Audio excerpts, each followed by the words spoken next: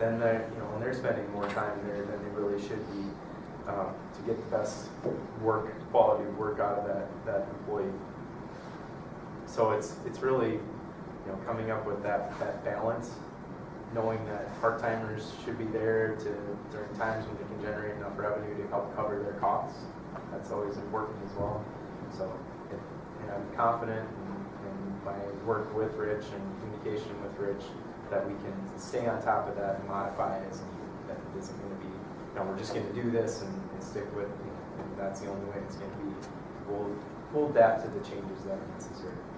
And now I would say, we did see towards the end of the year some added benefits to having those consistent lunch hours. We were seeing people coming in at lunchtime, having lunch there, and spending money in the clubhouse, and we were seeing some traffic flow that wasn't just golf related because we had consistent hours. So that because we were doing some efforts in advertising and sharing with the public that these were going to be the lunch specials, and this is what you can do. Come on out, enjoy the view over the river and having your lunch. I think that was, we're reaping some of the benefits of that toward the end of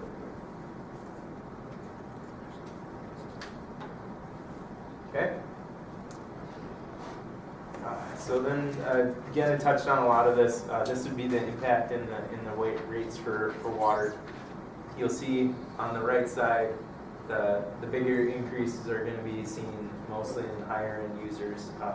So those are going to be going up at pretty significant rates. However, these are very low, or that rate compared to what that customer is utilizing in total consumption is going to be minuscule. And if the utilization rate isn't changing, their monthly impact isn't going to be that significant. So you would see, so I did put an example down here in gray. Residential is going to stay the same. The base fee is going to stay the same. The usage fee is going to stay the same. If you use 5,000 gallons of water in a month, you pay $25.50 for that water. If you're an 1.5 meter user and you use about 25,000 gallons, that's going to, in 2016, that would cost you $108.50. In 2017, that's now going to cost you $50.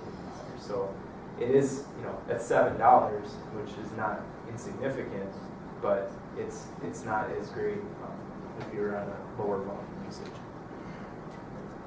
So then in the sewer, keep raising the base to $5, and of course, that is seemingly a pretty significant increase, and I don't deny it is, but it is necessary in order to get to where we need to be. What you'll see is the $5, just the base fee increase, nothing in the utilization, and then for that sewer usage, they go up just the $5. So then combining the two, let's see, for water and sewer together, it's just a $5 increase, and for that 1.5 gallon user, it's going to be a little bit more. So that's what I have for that budget. So what I wanted to do from this point was to ask if there was anything that we wanted to consider in making some changes to the budget in terms of what we're presenting as a staff level, or what you wanted to see in terms of, do we need to cut something out? Do we need to add additional revenue? Is it levy change, potentially market rate or tax rate change? Is that something I want to see? If there is, we can make some. I can show you some adjustments and give you a perspective of what potential impact that could be. Anyone? I think it looks great. I think you did a lot of work. You implemented a lot of things that we asked for, and if we can come in proposed with the change in tax rate actually going down potentially, slightly. And that's not, I'm going to reiterate, that is not for everybody. That is only for those that would either have a decrease in valuation or stay the same, or maybe just a little tiny increase, $1,000. But it's going to be, if there's another $100,000 out there, or whatever that total market valuation increase, that valuation increase is going to come on a lot of people. I'm just the example. I can show you an example of what it was staying the same. We have the taxation statement and the valuation stayed the same. So I don't know about all of you, if you were it's all the same. Knowing somewhat of how they make some calculations, depending on the part of town that you live in, you might either stay flat or slightly increase. Well, the levy percent, there's a lot of talk about, like I said earlier, 489, possibly 399, and we're at 376. I'm happy with the budget proposal we presented. I know we could all pick a spot, we might want a little more or a little less, but it's going to move the needle enough to make a big difference. So.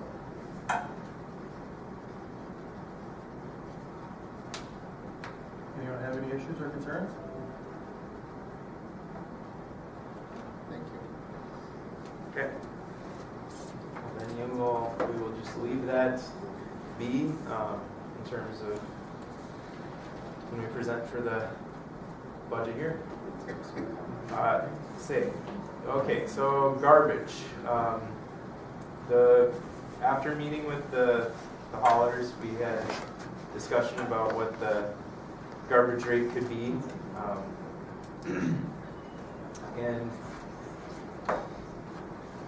one of the proposals was we had in our original agreement that we were going to split the town up in a way such that the territories would change. One hall would have mostly just the west side, one would have the southeast side, and the other would have the northeast side.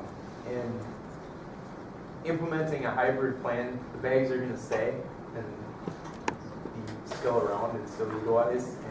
And part of the thought process was, well, now you have all these bags, and now people are going to be moving different. Who's picking up the bags? It's not just carts. When it was carts, it was easy because then everybody just picks up the carts, whatever. Now everybody would be picking up a bag, and we need to have those bags aligned with the hauler to pick them up. So they came back with a proposal to offer the third hauler's territory to become the Riverwood territory, which is what we're designating as north of Highway 10, which is a slight decrease in the total accounts of what the southeast territory is, and then the other two haulers would just keep the territories that they have. The split of the northeast, southeast, northwest. So with that, they were looking for $7.60 drive-by fee and to raise the cost of the bags $1.60. $1.60 From $1.60 a bag. So from they were $1.42.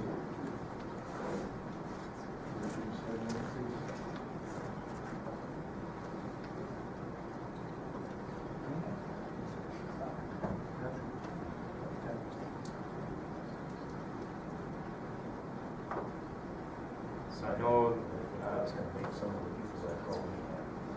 I think it is too. It's just to give them an option and so this provides it's going to be. Give them time to adjust too. So I mean, if that were acceptable, we did also talk to city sanitary about recycling contract and renewal for that. Again, that was tied into the CPI, so there was some reductions in that cost. And he's looking to get back those what some of those losses were and move forward and just negotiating some fixed increases.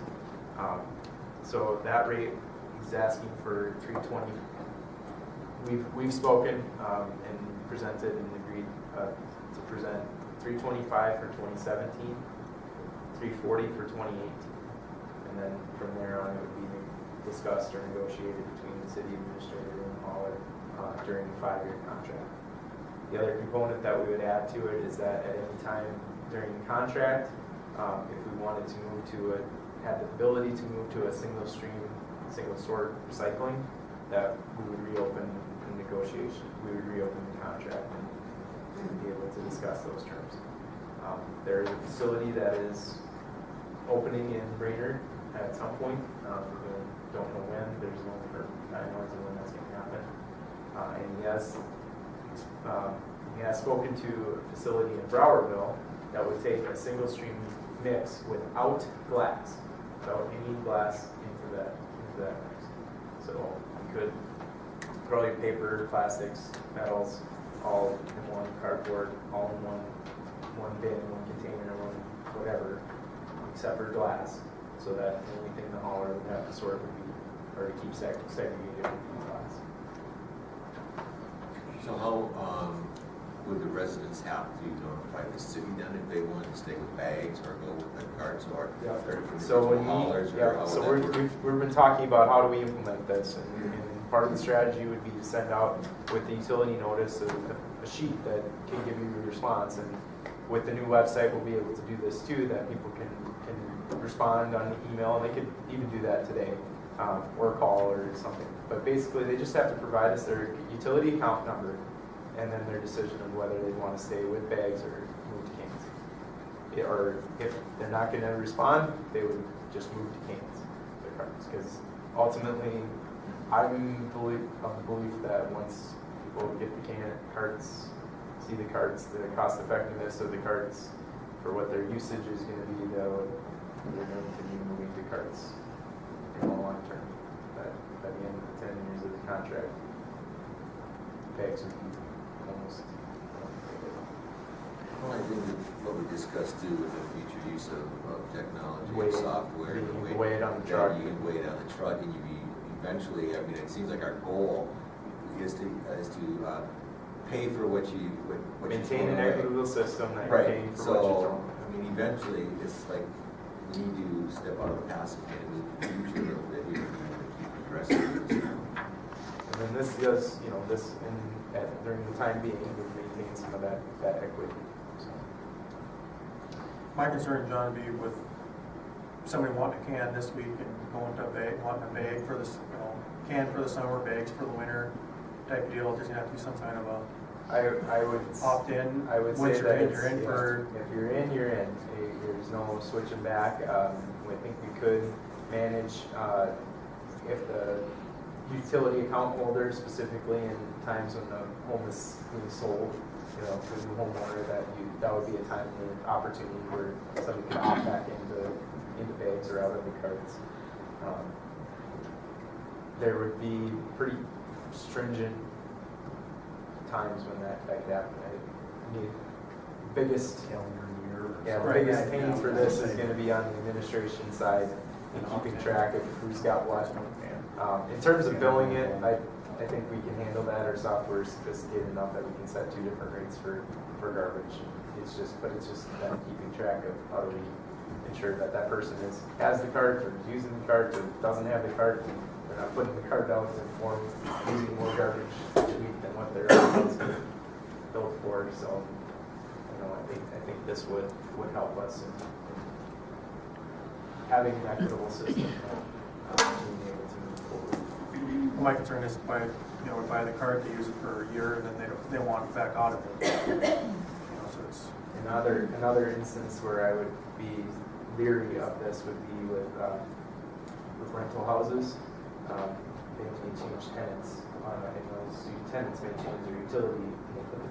Put it in the tenant's name rather than landlord's name. Well, that could switch hands 3 or 4 times during the year, and that would be more than a headache to us. I would take into consideration that rental housing situation, and we keep track of those.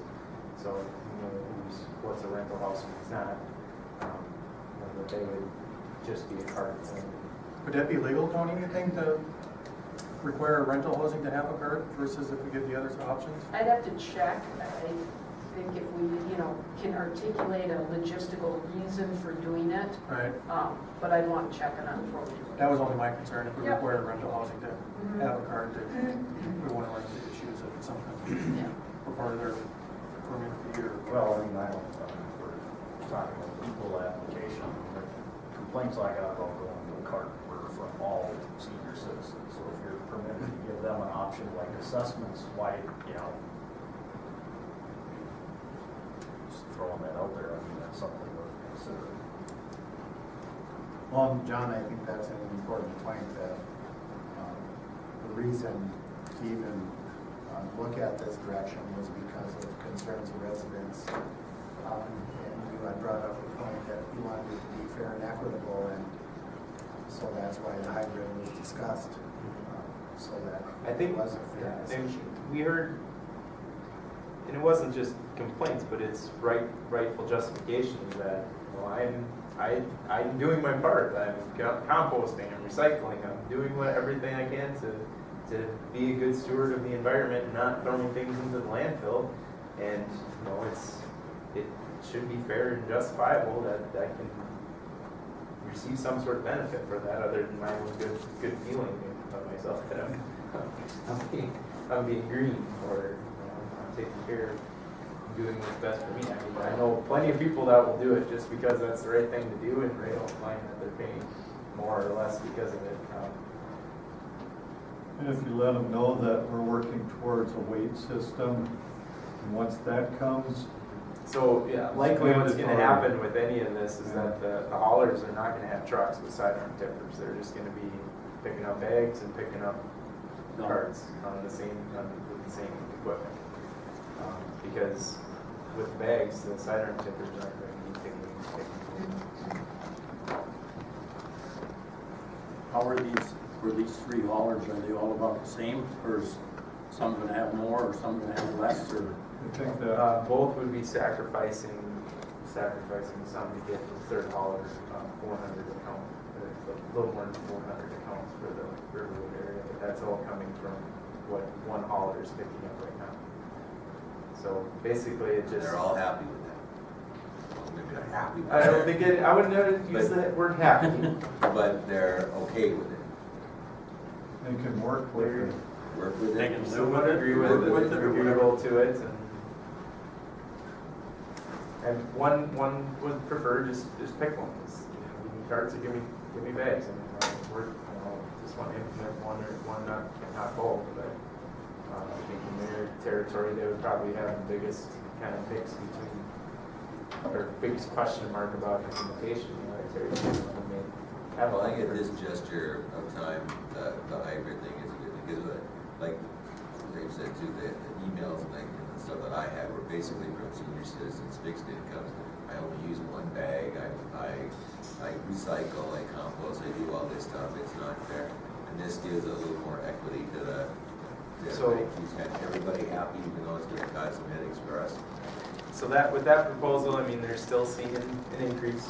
Right. But that's because, like I said, we were comparing apples to apples, we were comparing apples to oranges, and those haulers were seeing it, so,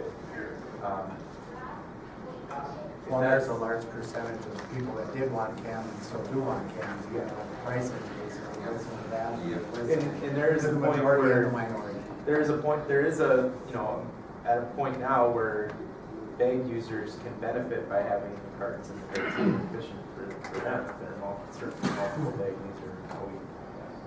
So what this does at those rates, the 1 bag a week customer would likely just see it about a cost neutral impact, having a cart versus having bags. So if you're anything less than a bag a week, you do see the benefit in terms of cost. Anything more than that, it would be why is improved if cost is your motivation to have a cart. Even in rental units, they don't have, if they have 8 units, they don't have to buy 8 carts. No, and these They are have only 4. these are only 1 and 2 rental units anyways. We don't have anything beyond 2 units in our organized collection. Those have to contract with the hauler themselves. Okay, So yeah, these are only the 1 and 2 unit. they can have one, apartments. because usually apartments don't use near garbage as a household. Well, they can recycle Check it. beside the garage, and you check in the basements, and you can find the garbage. So that said, this changes our discussion about it being a survey, you know, but this all kind of came up after, at least with the price after we talked about it, because in the original meeting, they wanted a survey to, you know, what is that implementation going to be? What, you know, how many carts are we talking about? How many bags or users are going to be out? So we were going to, you know, complete that, but I think I think it still is a survey to get it out to the public, Yeah, to it's find out if they certainly- want carts or certainly, cans, if yeah. that's what the council so wishes to choose to So- go forward with, as a cart and What can does option, is our to get a staff count. feel about it? So somebody's gotta be, I always say, Just- somebody, now you can't make everybody happy, and we're probably the least Well, happy you're in just giving terms them of how one we more do thing it, to do. but we're the public servants, and Yeah. we're the ones that can, we're the ones that are gonna have to deal Tax with dollars what it pay is the to make wages it the too, best. so. So, And we appreciate your work.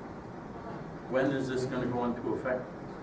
well, if we still do a survey system, we're still gather the input, we're probably looking at January before we get anything back in terms of the results. We're probably looking at February, March in terms of getting things ordered, because it would be helpful to know if we only have to order 2,000 carts versus 3,000 carts versus 5,000 or 500 carts. When is the tree hauler, when will that come into effect? So that would be when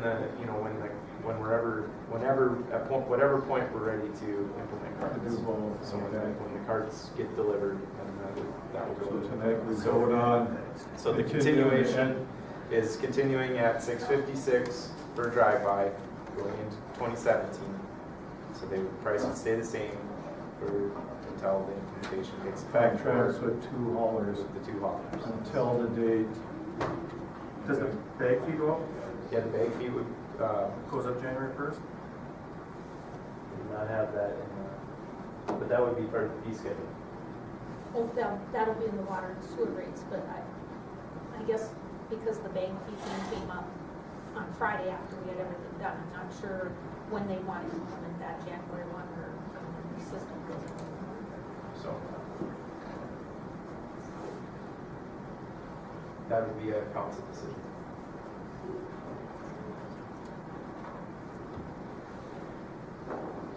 Okay? Other questions or concerns?